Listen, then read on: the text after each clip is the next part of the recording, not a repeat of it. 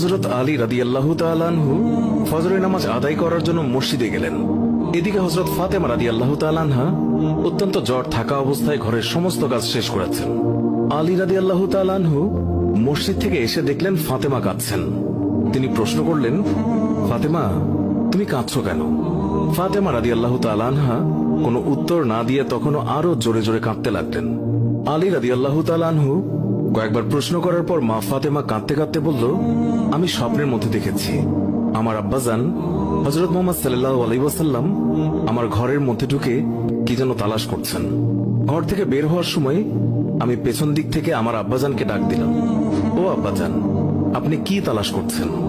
আব্বাজান তখন বললেন, ও আমার ফাতিমা, আমি তো তোমাকেই তালাশ করছি, তোমাকে নিয়ে যাওয়ার জন্য। আরো বললেন, ও আমার ফাতেমা, আজকে তো তুমি রোজা রাখবে, সেহরি করবে আলীর দস্তরখানায় আর ইফতার করবে আমার দস্তরখানায়। তখন হযরত আলী রাদিয়াল্লাহু তাআলা আনহু এই স্বপ্ন শোনার পর দুইজনে বুঝতে আর বাকি থাকলো না যে ফাতেমা ইন্তেকাল করবেন। দুজনে আরো জোরে জোরে কাঁদতে লাগলেন। এই সময়ের মধ্যে হযরত হাসান এবং হুসাইন রাদিয়াল্লাহু তাআলা আনহু এসে তারা জিজ্ঞাসা করলেন, আব্বাজান, আম্মাজান, আপনারা কেন কান্না করছেন? ফাতেমা রাদিয়াল্লাহু তাআলা আনহুর একটি অভ্যাস ছিল, যখন হাসান হুসাইন তাকে কোনো কাজে বিরক্ত করতেন তখন দুইজনকে নানাজানের কবরের কাছে যেতে বলতেন। আজকেও ফাতেমা বললেন, তোমরা দুই ভাই নানার কবরের কাছে যাও। কবরের নিকট যাওয়ার সাথে সাথে কবর থেকে আওয়াজ আসলো, ও আমার আদরের নাতিরা, এই মুহূর্তে তোমরা আমার কাছে কেন এসেছো? আমার কাছে তো সব সময় আসতে পারবে। এখন যাও, গিয়ে মায়ের চেহারার দিকে তাকিয়ে থাকো। আজকের পর তোমাদের আম্মাজানকে আর দেখতে পাবে না। এই কথা শোনার পর দুই ভাই কাঁদছেন এবং দৌড়াতে দৌড়াতে আম্মাজানের কাছে চলে গেল। গিয়ে আম্মাজানকে জিজ্ঞাসা করলেন, তোমরা দুইজন কেন কাঁদছো?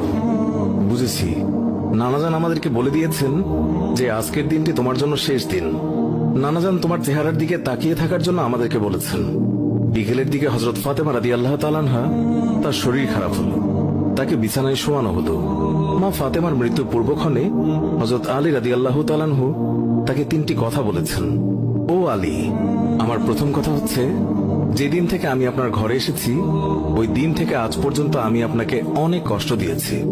আপনি যদি আমাকে ক্ষমা না করেন তাহলে কি আমার কারণে আব্বাজান অনেক লজ্জিত হবেন। বলেন, আপনি আমাকে ক্ষমা করলেন কিনা? আলী রাদিয়াল্লাহু তাআলা আনহু তিনি তখন উত্তরে বললেন, ইয়া ফাতেমা, তুমি কি বলছো এগুলো? আমি তোমার যোগ্য ছিলাম না। তোমার আব্বাজান দয়া করে মেহেরবানি করে তোমার হাত আমাকে দিয়েছেন। বিয়ের দিন থেকে আজ পর্যন্ত আমি আলী তোমাকে ঠিকমতো দুবেলা খাবার খাওয়াতে পারিনি। ও ফাতিমা, তুমিই বলো,